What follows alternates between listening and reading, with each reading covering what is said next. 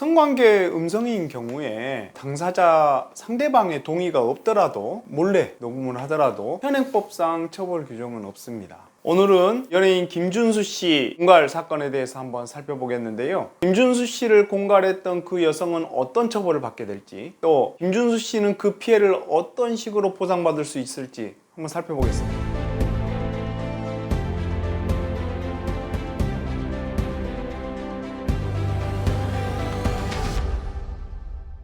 안녕하세요.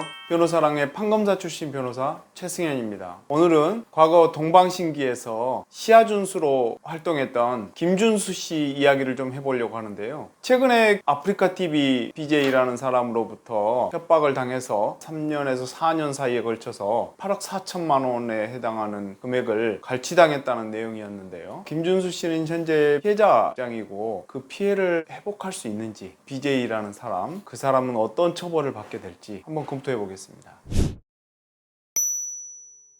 사건 내용에 대해서 한번 살펴보겠는데요. 아프리카TV BJ라는 그 사람이 김준수 씨한테 네일아트 이런 걸 한다고 접근을 한 것 같아요. 그렇게 해서 이제 친분이 쌓이고 그러면서 김준수 씨와의 사적인 대화 내지는 성관계, 음성 이런 것들을 녹음을 한 것 같아요. 김준수 씨에게 녹음물을 유포하겠다 이런 취지의 협박을 해서 상당 기간 갈취한 사건인데요. 알려진 바로는 이 BJ는 마약류를 구입하는 자금으로 사용하기 위해서였다고 합니다. 이 여성은 지금 현재 마약류 사건으로 서울중앙지법으로 재판을 받고 있는 것으로 알려져 있습니다. 최근에 사회 곳곳에서 마약류 관련 사건들이 많이 일어나고 있고요. 실제 또 BJ들 사이에서도 무더기로 마약류 사건이 검거된 적이 있는데 그 사건 관련해서 이 BJ도 마약류 구입을 하기 위해서 이런 행동을 벌인 게 아닌가 하는 추측이 있습니다. 한편으로 김준수 씨는 본인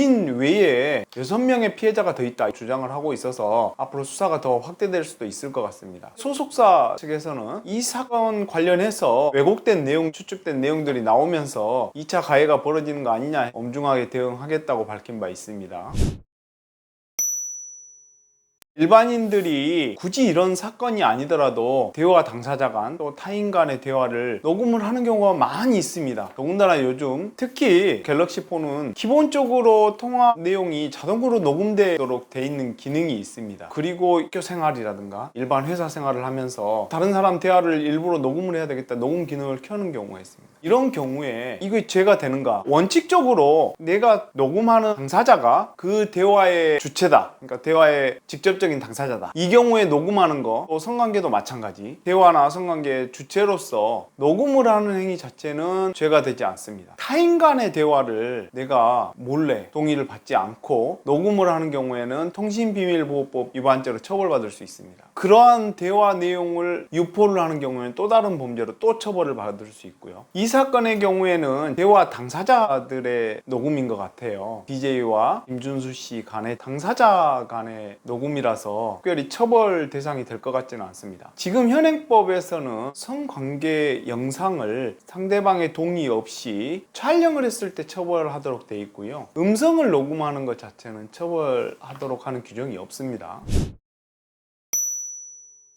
이 사건은 BJ가 김준수 씨에게 SNS나 인터넷을 통해서 유포할 것처럼 협박을 해서 돈을 받아낸 사건이잖아요. 이 사건은 기본적으로는 공갈죄에 해당합니다. 공갈죄라는 거는 사람을 공갈해서, 쉽게 말하면 협박을 해서 겁을 먹은 상대방으로부터 재물이나 재산상 이익을 받았을 때 공갈죄가 성립을 하는데요. 그 피해 금액, 갈취 금액이 5억 원이 넘어가는 경우에는 특정 경제범죄 가중처벌 등에 관한 법률 위반죄로 처벌을 받게 됩니다. 갈취 금액이 5억 원에서 50억 원 사이면 3년 이상의 유기징역에 처하도록 돼 있고요. 50억 원이 넘어간다. 그럼 5년 이상 무기징역까지 처벌하도록 규정하고 있습니다. 밝혀진 금액이 지금 8억 4천만 원 정도 되는 금액이라서 5억 원에서 50억 원 사이이기 때문에 특정 경제범죄 가중처벌 등에 관한 법률 제3조 1항에 의해서 3년 이상의 유기징역에 처할 수 있도록 되어 있고요. 죄명으로 지금 현재 조사를 받고 있는 것으로 알려져 있습니다.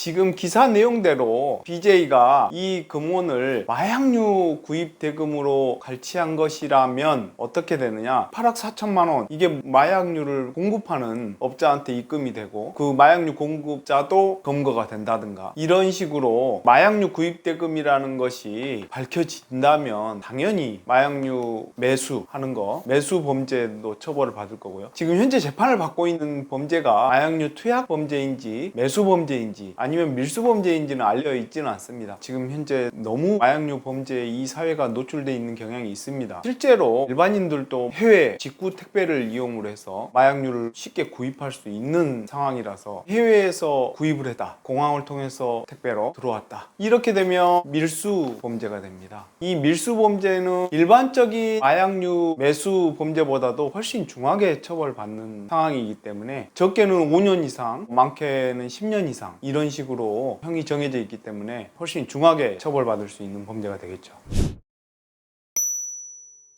김준수 씨 입장에서는 지금 한 3, 4년에 걸쳐서 8억 4천만 원을 갈취당한 상황이란 말이에요. 이 8억 4천만 원에 대해서 팬들뿐만 아니라 일반인들도 생각을 할 거예요. 이 8억 4천만 원 정말 아깝다, 돌려받을 수 있나? 재산범죄의 경우에 있어서 형사 재판에서 만약에 다 인정이 되면 곧바로 민사 판결에 준하는 선고를 할 수 있도록 배상명령 제도를 이용할 수가 있는데요. 그 배상명령 제도의 경우에는 피해 금액이 명확한 경우, 간결하게 딱 떨어지는 경우 배상명령 제도를 활용할 수 있습니다. 아니라면 민사소송을 제기를 해야 될 텐데요. 이런 공갈 협박당해서 내가 이 금원을 갈취당했다는 이유로 손해배상 청구를 해야 될 겁니다. 김준수 씨 말대로 김준수 씨 외에 6명의 피해자가 더 있다 그러면 그 6명의 피해자도 마찬가지 절차를 밟아야 되겠죠. 자, 그런데 김준수 씨 입장에서는 지금 이 8억 4천만 원만 손해겠느냐, 사실은 뭐 이 대화 내용 녹음, 성관계 음성 이거를 유포하겠다 협박했고 그 협박에 응해서 김준수 씨 입장에서는 한 3, 4년을 지금 돈을 준 상황이란 말이에요. 그러면 팬들뿐만 아니라 일반인들 입장에서는 뭔가 있지 않나 하는 생각을 갖게 되면서 지금 이미지에 굉장한 타격을 입었을 거란 말이에요. 이 이미지 회복은 법적으로는 불가능한 상황이죠. 이미지 회복해 주세요 하는 재판은 없는 거니까요. 만약에 이게 민사소송으로 간다 그러면 아까 8억 4천만 원 손해배상, 그건 명백히 내가 피해 입은 금액이니까 그 금액 플러스 위자료라는 형태로 손해배상 청구를 하게 되겠죠.